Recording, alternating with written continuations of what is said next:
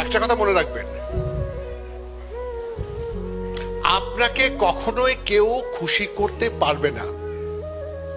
পৃথিবীর এমন কোন ব্যক্তি নাই যে আপনাকে খুশি করতে পারে ব্যক্তি। তার মানে মানুষকে কখনো খুশি করা যায় না ও যদি খুশি হতে না চায়।